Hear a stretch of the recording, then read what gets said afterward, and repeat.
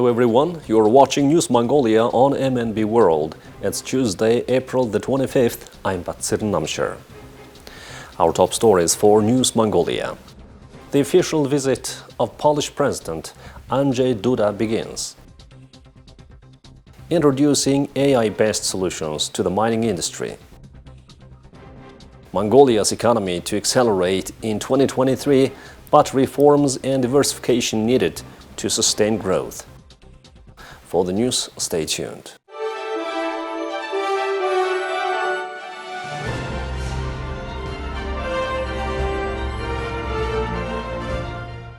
At the invitation of President of Mongolia, Khurelsukh, and the First Lady, the President of the Republic of Poland, Andrzej Duda, and the First Lady of Poland are paying a state visit to Mongolia.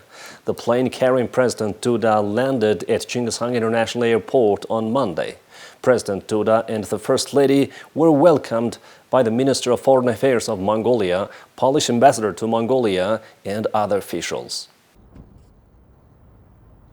Mongolia and Poland established diplomatic relations on April 14th of 1950. Poland is Mongolia's second-largest exporter among European Union countries and the seventh-largest globally in 2021. President of Mongolia Khurelsukh and the First Lady have welcomed President Duda and the First Lady Agata Kornhauser-Duda, who are paying an official visit to Mongolia at the Sukhbatar Square. Following the welcoming ceremony at the Central Square, President Khurelsukh and President Duda paid their respect to the statue of Chinggishang. Then Polish President signed a book of honored guests at the State House.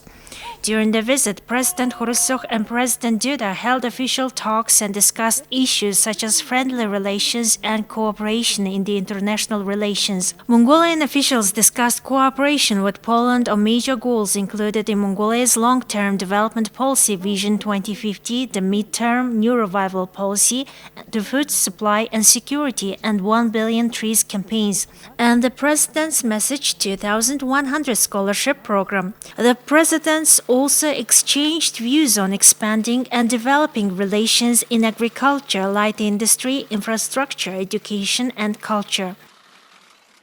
On Tuesday, the Polish-Mongolian Business Forum was held at Shangri-La Hotel on the sidelines of the official visit. Mongolia is a unique and interesting Central Asian market that attracts a lot of interest from Polish businesses. In past years, Polish export to Mongolia has increased steadily. In 2021, Polish exports to Mongolia reached around $70 million. Poland exports food products, garments, and construction materials. Polish companies are actively working in the mining and heavy equipment sectors, and Polish businesses are interested in investing in Mongolia. Our country presents a favorable business environment for foreign companies. We are looking forward to boosting business and trade cooperation between our two countries.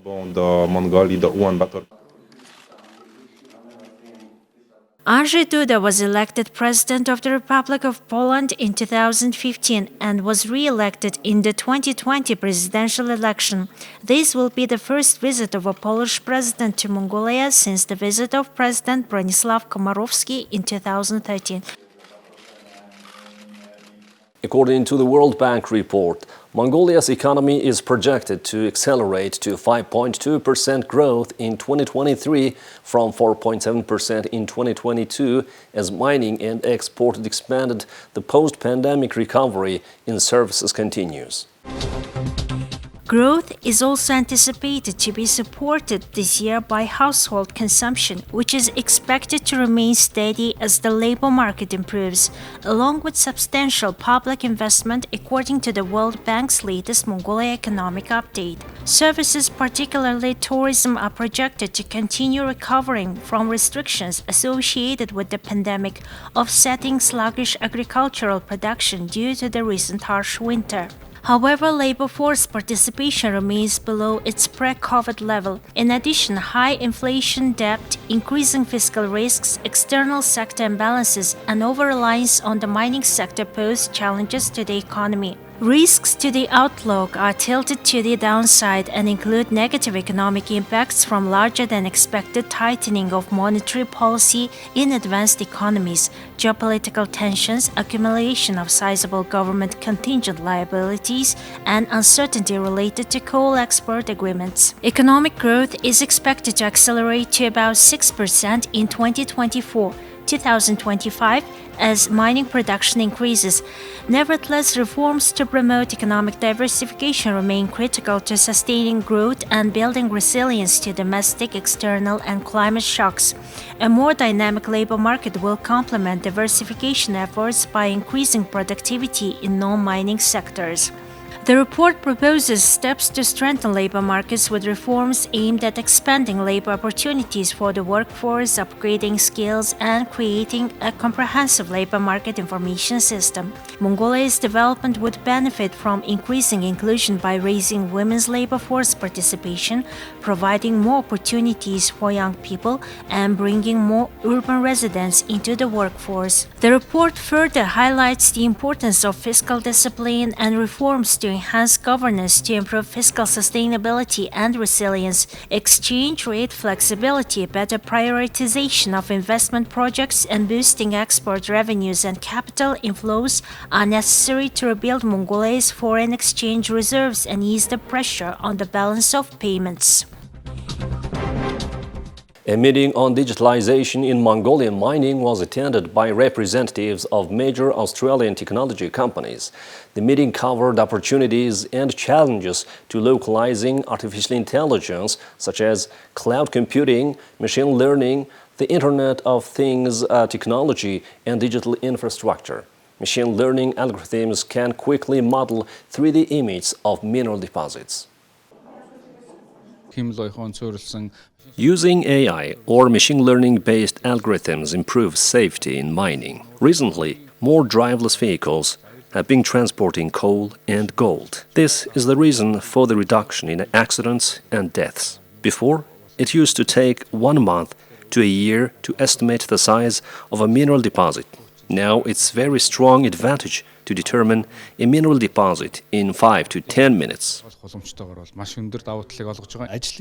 The transition to digital technology allows us to forecast and evaluate project implementation and results. I don't think the number of workers in the mining industry will decrease with the introduction of new technology. Australia has supported and contributed to the Mongolian mining industry's sustainable development by implementing the Mongolia-Australia Mineral Industry Cooperation Program. So Australian companies have been playing a big role in Mongolia's mining sector for many, many years. We're very, very proud of this very strong cooperation. Australian companies are bringing different world-class know-how, technology, innovation. They're really investing in skills development here and certainly creating jobs. There's around 60 Australian companies here which are engaged in the mining sector. I would say that Australia certainly is a world leader in different aspects of mining, and this is because of the challenges that we've had to overcome in our country, and these are similar challenges to what Mongolia endures, and these are things like very, very vast spaces, so big logistical challenges. We suffer from climate change, so lack of water, desertification are big challenges as well for us, and so we've had to innovate, and we've had to create new solutions that are transferable to the environment here. So certainly in safety standards, we have the highest quality safety standards in the world, and we've had to adapt and do much better in environmental and social safeguards as well as protecting cultural heritage, and I know all of these things are also very important in Mongolia. Australia's Alexandru Mafti Pty Ltd has donated $1.6 million in mine planning training software licenses to the Mongolian University of Science and Technology and the German Mongolian Institute for Resources and Technology. You're watching News Mongolia on MNB World. Now let's take a look at the currency exchange rates provided by Mongol Bank.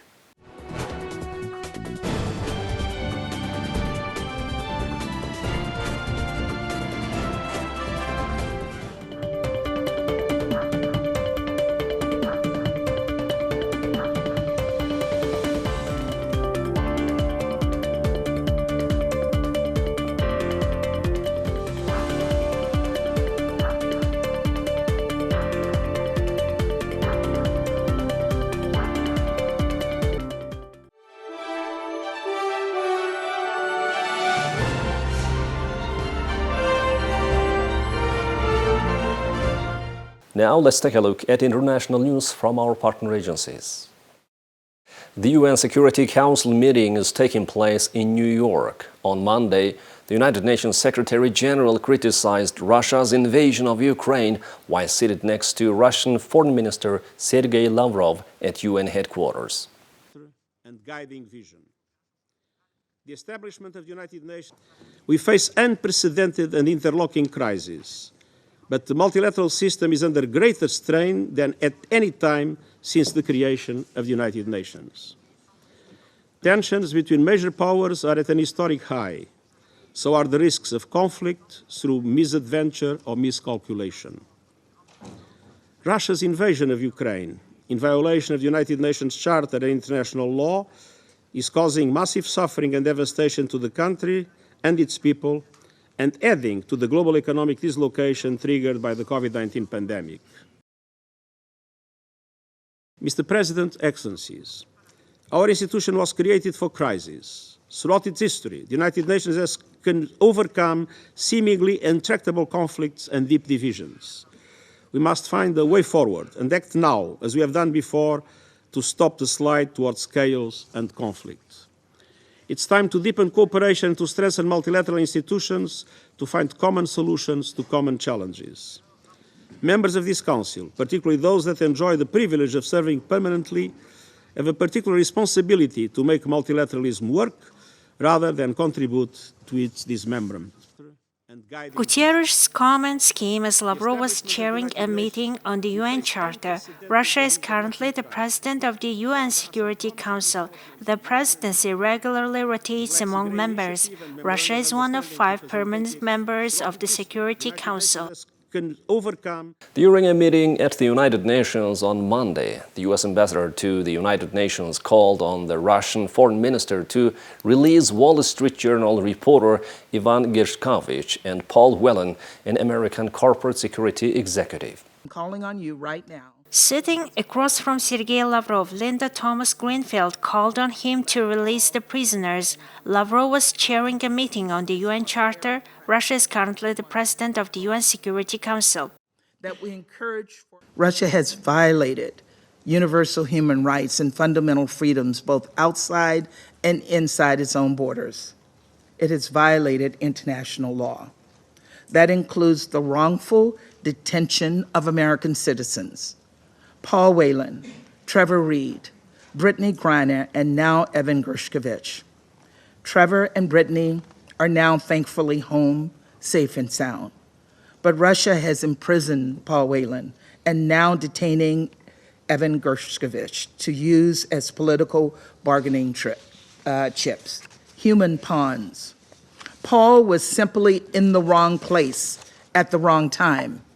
Evan is a journalist. He was just doing his job. Last week, a Russian judge ruled that Gershkovich must remain behind bars on espionage charges. The case is part of a Kremlin crackdown on a dissent and press freedom during the war in Ukraine. Gershkovich is the first U.S. correspondent since the Cold War to be detained in Russia on spying allegations. Gershkovich, his employer, and the U.S. government denied the charges and demand his release. Well, that's all for today. Thank you for staying with us. We'll see you tomorrow with more news and updates. Goodbye.